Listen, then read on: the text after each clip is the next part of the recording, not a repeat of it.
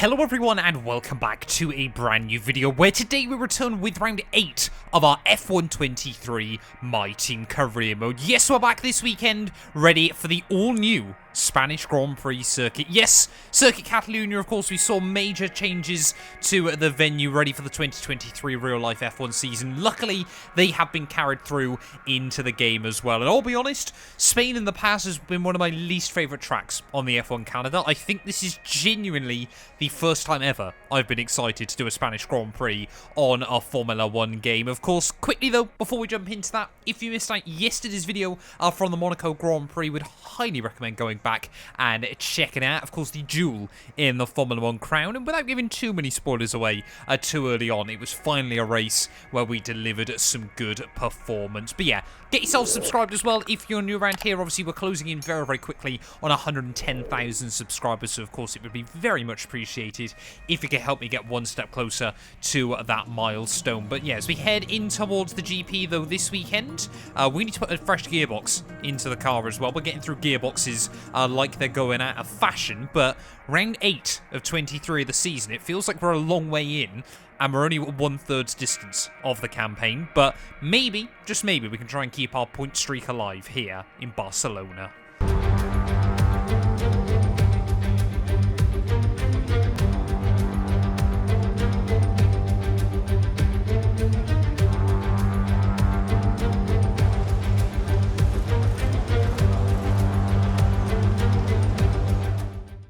I tell you what, I'm so excited for this new Spanish Grand Prix circuit, the final corner. Now, actually a fun challenge as well, rather than just being a pain to deal with. But yeah, Barcelona, it's quite weird as well now, of course, with the changes we've seen over the last couple of years.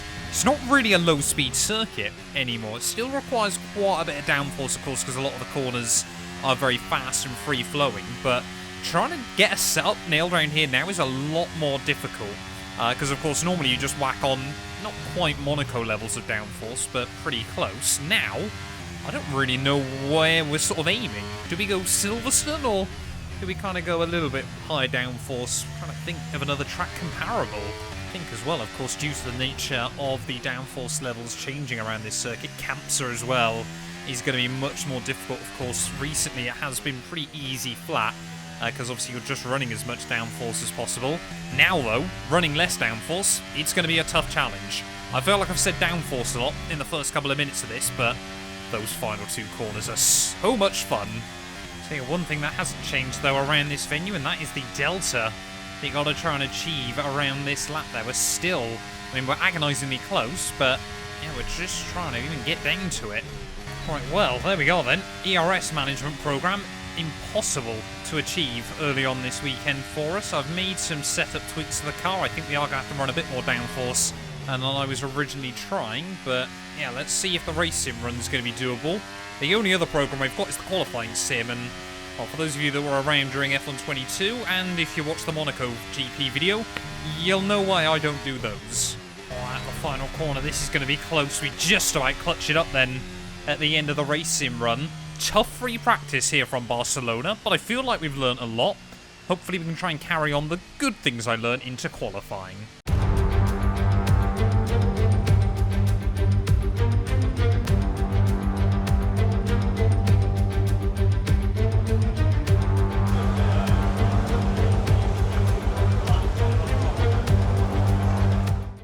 Well, in the last 3 Grand Prix we've done in this series, I've made it out of Q1, I've made it out of Q2, and I've not even made it out of Q1 on one appearance, so I really have no idea what to expect at the moment. We seem to be going rather rogue inside this game. Consistency has not... Well, I'd say we haven't been inconsistent so far. I've just had a couple of unlucky races and or qualifying sessions, but I feel like we're getting to the stage now where Q2 should be a good, consistent aim. So far then, this lap has felt fairly tidy. Fittipaldi's still only down in P20, but to be honest, as mentioned at Imola a couple of races ago, we're basically going to be trying to get rid of him, I think, as soon as possible now. Just has not continued to deliver in the way he did in the opening couple of races of the season, but through the final corner then, up towards start-finish line. So much fun through those final couple of turns. We only go P19 at the end of the first run. That is a bit disappointing. While being sent out into a bit of a traffic paradise then as we get ready for our final run here in qualifying for the Spanish GP, at least in Q1. We're going to need a big improvement though if we want to see ourselves making it out of this first session there, as pretty much every other car then that doesn't feel safe out for another run. Yuki Tsunoda not much quicker than me, so we could definitely beat him, but apart from that we need a good few tenths of a second, maybe more, as I'm sure AI times will also improve. First time I've been able to take Camp Circuit entirely flat this weekend, but somehow I've dropped 0.3 of a second through the first half of the lap. Don't really know where I've done that. Don't feel like I've done anything too silly. So I'm just going to try and really push through these final couple of corners there. Don't really want to attack that curb, but apparently I'm going to have to. A 10th back now as we try and open up the exit of the corner there, smash our way through the 100-metre braking board, but one more turn to go then. Full send there all over the curbing, but it's going to be no improvement. We're P19 on the grid for the Spanish Grand Prix. P21. Don't say Fittipaldi's gone quicker than me after I've just slated him. There we go then, having a look at our Q1 results. Again, Mercedes 1 and 2, so they have really found something in those cars at the moment, and Fittipaldi did go quicker than me. So, yeah, really not sure. I definitely felt like had we nailed it, we could have probably made it just about into Q2. But not really sure why we're losing all the time round here. It might just be one of those tracks that doesn't suit the car. I guess we've just got to get on with it though and get into the Spanish GP. Before we jump into that though, I want to talk about today's video sponsor, Headout. We all want to go to Formula 1 Grand Prix in 2023, but ticket prices seem to always be increasing. Headout offer the best prices available to every single Grand Prix on the 2023 calendar, and I've partnered up with them to try and spread awareness to you all. Click the link down in my description below and you'll be taken to their offers page, and if you use my unique code MAT30, you'll get an extra 30% off when you purchase. You also help support the channel in the process. Headout are a trusted seller and offer some of the best seats available for Formula 1 races, so a massive thank you to them, and let's get back into the video. So many eventful races here in Barcelona over the years. Do you remember Max Verstappen's first win on debut for Red Bull here in 2016? 2 years before, we had the dramatic coming together of Hamilton and Rosberg going towards turn 4. There's always a treat in store as we head back to the Circuit de Barcelona Catalunya for the Spanish Grand Prix. It's an updated track at Catalunya, and the popular opinion in the paddock is that we never wanted the chicane in the first place. That's now been gone, the final corner is much faster, and at 2.9 miles and 14 turns, we await the Spanish Grand Prix. Before we begin, let's take a quick look at the grid lineup for today's race. An immense lap from Lewis Hamilton yesterday puts him on pole position, and it's Charles Leclerc in P2. Looking down the rest of the grid, we have Verstappen, Perez, Sainz, Norris, Fernando Alonso, Hülkenberg, Ocon, Russell, Zhou, Oscar Piastri, Albon, Bottas, De Vries, Tsunoda, Gasly, Magnussen, Fittipaldi, Stroll, Mr. Monaco, Stroll.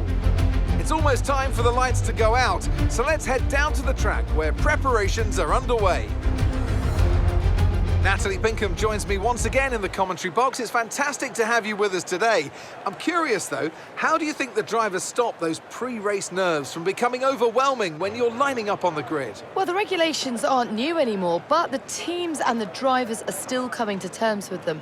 I firmly believe it's also track specific. We've seen some wheel-to-wheel racing throughout the year. Some tracks lend themselves better to it than others. I'd like to see it at every race in the whole season.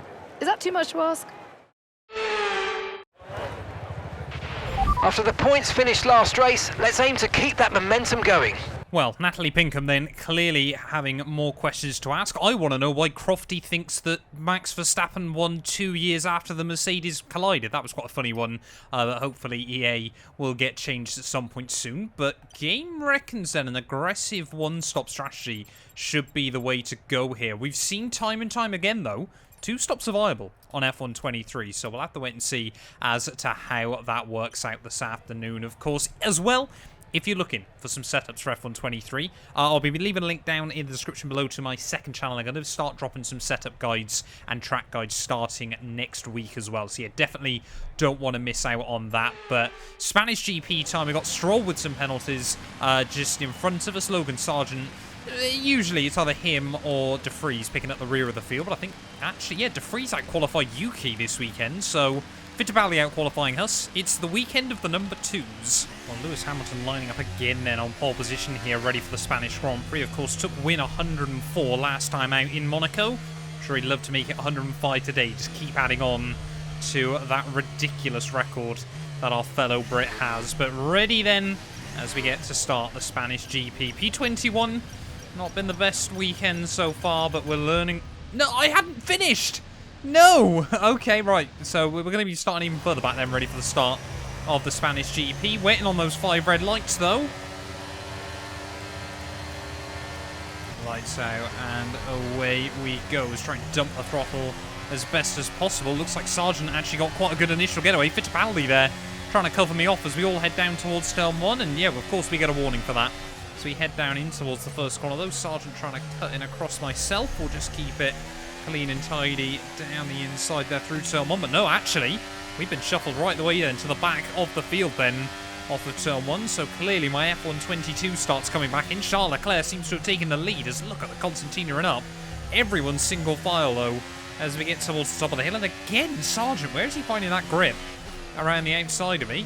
Again though, back down the inside at the very next corner. So clearly going to try and make this work at some point soon. And there we go, Sargent that time round forced to back out of it as we've got 2 cars side by side there at the road. I think that was Nico Hülkenberg and Valtteri Bottas there. But yeah, Charlie Boy up into the lead though on lap 1. So that is very, very important for him. Looks like one of the McLarens again, Lando Norris, running up in the lofty heights of P4. So Imola clearly has brought something out in the young British driver as well then. But as we wind our way through the final few turns then of lap 1, let's see how the car handles in the dirty air. Of course, penultimate corner completely easy flat. Final corner though, 6th gear, big lift.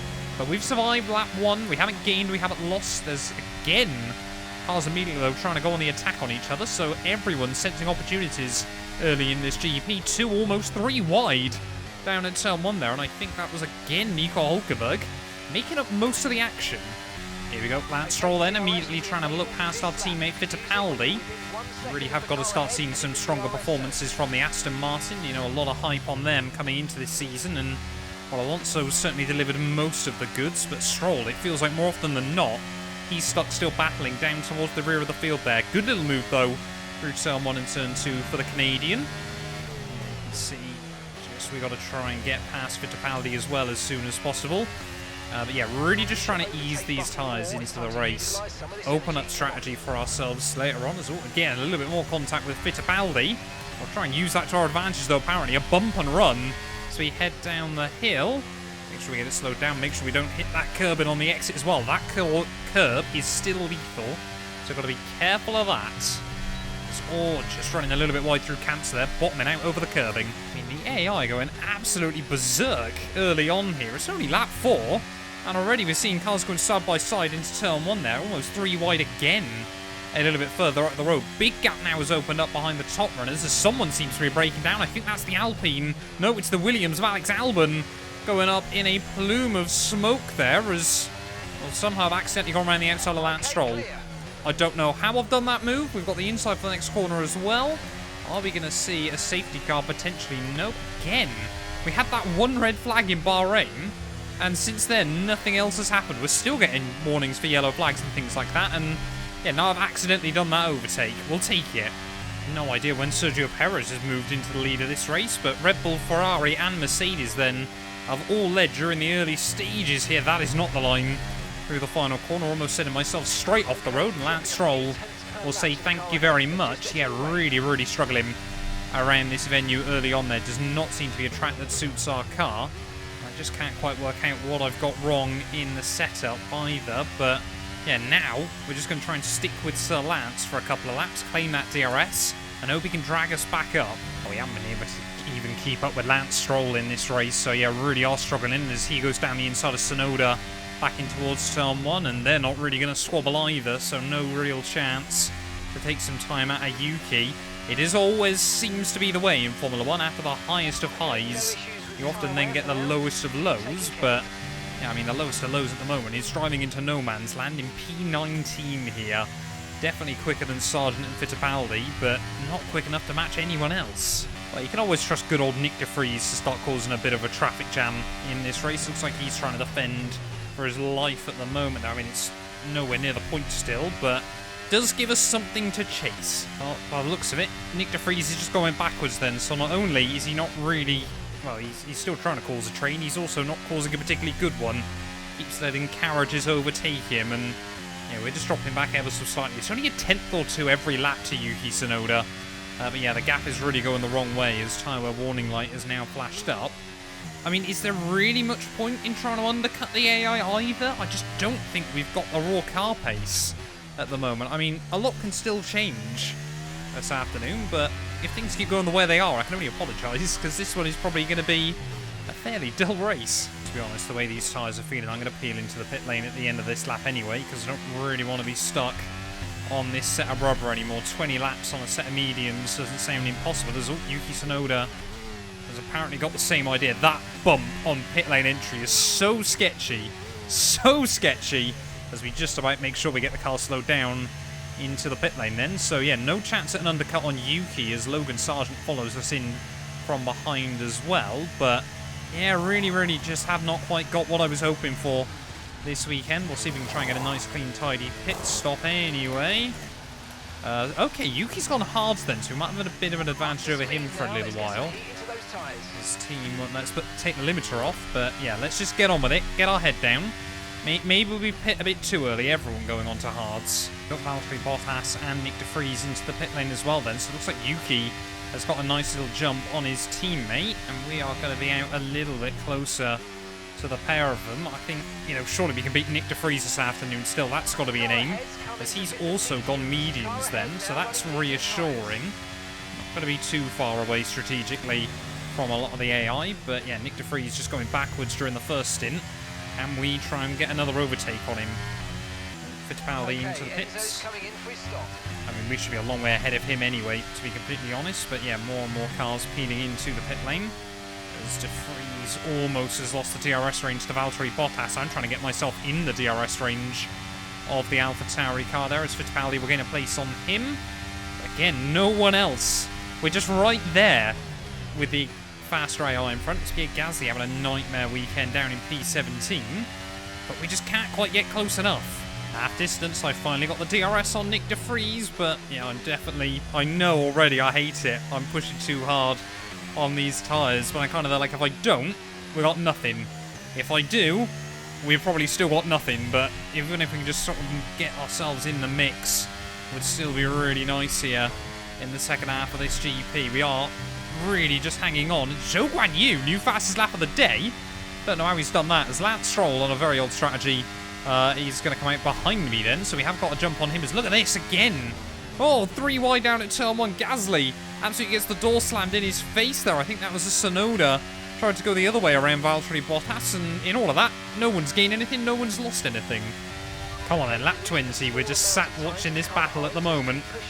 As we just, yeah, I mean, we're seeing the cars battling at the front of the group, expecting more Constantina and up, but everyone's still being very well behaved with it, and we just cannot find a way through. Can't help but feel for a little bit for Lance Stroll as well, because he's just stuck behind me in exactly the same scenario. Well, here we go, though. I've jinxed myself saying that. Lance Stroll down the inside will get on the dirty stuff, and the Canadian will be through. Try to stay with them. They might make a mistake, and we could still regain the position. Yep, we absolutely could, Mark, but I probably won't be able to. Oh, again, they're 3 wide down in towards turn 1. No, they're not. Yuki Tsunoda caught napping there. He's going to lose 1 place. It might be 2. Stroll tries to get down the inside at turn 2 then. Nick de Vries is the one that's making big progress there. Go on, Lance Stroll, around the outside. I don't often cheer on the Canadian, but I am here just for a little bit more racing action. And you know what? He might just about do it. Fresher hard tyres for the Canadian. Yuki Tsunoda then. He's gone clean around the outside through 3 and 4. Fantastic little move by Sir Lancelot. And now Yuki Tsunoda is the one I'm eyeing up. Can we actually make an overtake on the road again? So we're trying to close in on Yuki Tsunoda. He's lost the DRS to De Vries up the road. Look at the speed we've got now. Finally, another move made here in Barcelona. Nick De Vries down the inside of Lance Stroll there as we miss our apex horrendously by virtue of the extra speed carried in. But now we've got no DRS again unless these two in front can keep on battling. Yuki Tsunoda, though, not done with it. I think he understands, though. He's just got to be patient, sit behind us. We can work together here to try and get up towards his teammate once again. Has Lance Stroll just completed a mirror move twice in about 4 laps there? Move of the season by Stroll, and he's just gone and done it again. What a baller. I think, yeah, this was always going to be quite a tough track for AlphaTauri, Williams and ourselves, and now it really does look like, after being able to hang on to the coattails of a lot of other cars, we have all been shuffled back to the rear of the field then. 9 laps to go of the Spanish GP. And I tell you what, though, still, the race, you know, the result at the end of this is looking highly likely like it's not going to be one to write home about, but yeah, the circuit's so much more fun. I don't have to really get worried about trying to race around the Spanish GP anymore. This is a much, much better Barcelona than before. There's Nick De Vries then trying to go defensive on the run back down towards turn 1. Quite able to that time round. Wanted to try and hit the apexes again. He'll just cover us off through 1. We'll have to go for it again. This might be one of those late race battles that comes down to another final lap pass between myself and Nick De Vries. Haven't really been able to get as close as I would have wanted through these final couple of turns recently, but reckon now we might just be able to get a run on him again, trying to make sure we're saving up some battery as well. So if we do get rammed in, we can then go for it. Succeed gaining once again then. Again, Nick De Vries to the inside. Round the outside we'll go. And this time round, he won't even be able to slow it down alongside us. So up at the lofty heights of P17 in this GP. You absolutely love to see it. But yeah, I think it's a question of when rather than if De Vries gets back past me, as you can see immediately then. Eyeing up. Oh, he did go for it very last second there. I thought he'd backed out, but just tried to get the nose alongside. Still trying to get the nose alongside, but we'll hang on. As I said, though, I think it'll be a question of when rather than if he goes back past me. Oh no, here come both AlphaTauris as we head back down towards turn 1. Tsunoda complete a move now on Nick De Vries, and this was the one I was a little bit more worried of, because I'm sure Yuki's hard compound tyres are in much better shape than our mediums. And I've just noticed as we start lap 30, another cause for concern. We are now under on fuel in this GP. It's only marginally. Thanks for that, Mark. But yeah, we might have to let Yuki by and just try and... Well, apparently I'm not going to get much say on the matter. Again, understeering horrendously wide down at turn 4 there. But yeah, we need to sit behind him, save some fuel, and then try and go for it last lap. And even more worrying then, tyre wear warning light has flashed up. 3 laps to go here from Barcelona. Definitely want to just try and get the fuel a little bit more comfortable than even. Often you want about 0.1 of a spare lap worth of fuel coming at the end of a Grand Prix, so yeah, more lift and coast required. Right, well, at least the pressure from Nick De Vries is off behind us, because I think now we're about to lose the DRS to Yuki Tsunoda just way too quick through the corners, and we're just still hovering on the fuel. I mean, let's be fair, in the grand scheme of things, P18 or P17 isn't going to make much difference come the end of the World Championship, but does do a lot for the old psychology. Oh, there we go. Round in the final couple of turns. We've lost the DRS to Yuki Tsunoda. Now it's just a case of hanging on and making sure we don't run out of fuel as we're about to start the last lap then. I think Sergio Perez is about to make it our 6th different winner in the opening 8 Grand Prix. We've been wondering when that second Red Bull would stand on the top step of the podium. If it is now Max, then I'm going to look like a right mug. But I think Perez is the one in the lead of this GP there. But for us, a very, very tough Spanish Grand Prix. Like I said, I always felt he was going to expose the weaknesses of the AlphaTauri, the Williams, and ourselves. And while both Williams having reliability problems has certainly made their afternoon even tougher. Perez, 6th winner of the year. Both Mercs, both Ferraris, and both Red Bull cars now have stood on the top step of the podium. Absolutely insane scenes after just 8 races there. But for us, yeah, I think... Fortunately, the marshals have managed to clear it up in time, and there are so far no plans for a safety car. Don't know what's going on with that. Haven't seen anything on the mini-map. I think one of the Mercs has been taken out after the race is finished. So I don't know what they've done there, but rounding through the final couple of corners then of the Spanish Grand Prix. P18, as long as I don't bin it, I suppose. might still be possible. Nick de Vries is going to be all over the back of me through the final corner. It's P18 in the end. Low fuel mode's kicking in. Hang on, hang on, hang on. We've done it. Okay, pick up rubber and bring it home.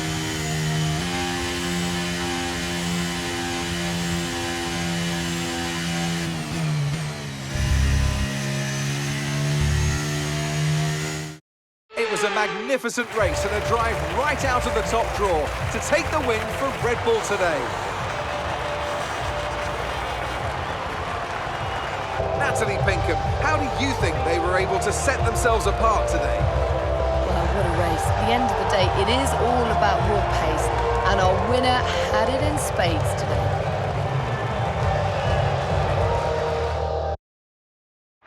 Red Bull are our winners today after showcasing some incredible driving. There's been a huge push from them lately to stay competitive with the other teams, and they're certainly proving themselves.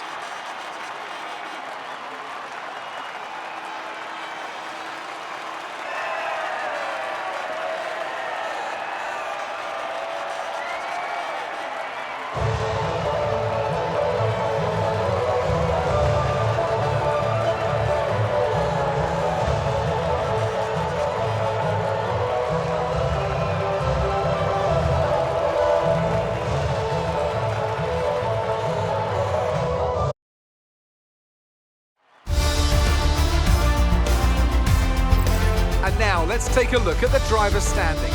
Well, it wasn't the best weekend for our championship leader, and their advantage at the top has been reduced. So then, Natalie Pinkham, who would you rank as your driver of the day? Max Verstappen seemed to just effortlessly weave through the other drivers today without a care in the world. He was definitely my driver of choice. It's time to see how things are shaping up in the Constructors' Championship. And pulling further ahead in the standings, it's Red Bull. There was also a strong showing from the McLaren team today as they make their way up the standings. It's been an absolutely wild weekend of Formula One action. I can't wait to see what's next. Well, there we are then, the end of the Spanish GP, and Sergio Perez back on top for the first time in the new campaign there. Lewis Hamilton brings home second place ahead of Max Verstappen, and Mercedes, I really did wonder whether they make it 3 wins in a row, but apparently not here. Local boy Carlos Sainz in 4th ahead of Charles Leclerc, George Russell and the other local boy of Fernando Alonso. They're beating out Lando, Norris, Esteban Ocon and Oscar Piastri there. So McLaren, a good job by them to get both cars inside the top 10. But yeah, for us though, always going to be a tough race, to be honest. You know, the pace of the Astons, the Haas, the Alfa Romeos, the Alpines, always still just that little bit better than our own. But, you know, to finish so close to Yuki Tsunoda he was probably on a better strategy than me come the end of the day. I don't think we can complain too much about that one there. Means championship-wise, Verstappen still leads 36 points clear at the top. But yeah, I mean, from Sergio Perez down to Hamilton is covered by just 31 points there. So Max Verstappen definitely the consistency king early on, but you know, it could very easily change. One mechanical failure, one issue in a qualifying, you know, like we saw with Leclerc back at Monaco there. For us though, still sat in P12, Oscar Piastri gets his 2nd points of the year. Just behind us, it is just Magnussen, both Alpha Tauris, both Williams, Zhou Guanyu and Enzo Fittipaldi yet to score. And constructors-wise, well, that gap between Mercedes and Ferrari continuing just to get closer and closer there. McLaren jump Alpine as well, a little bit further back. But thank you all so much for watching this video. If you have enjoyed, please do make sure you leave a like. Get yourself subscribed. Later on today, we're going to be doing a last question mark challenge for the Canadian Grand Prix weekend, a 35% race. My first one I'll have done of those on F123 as well. But yeah, we'll be back very, very soon with more Formula One content. None of these videos would be possible without the help of our channel members. So a massive thank you to all of the names you see on your screens currently for helping support the channel. You can join them by clicking the join button down below. And yeah, thank you once again to everyone that continues all the insane support on my work.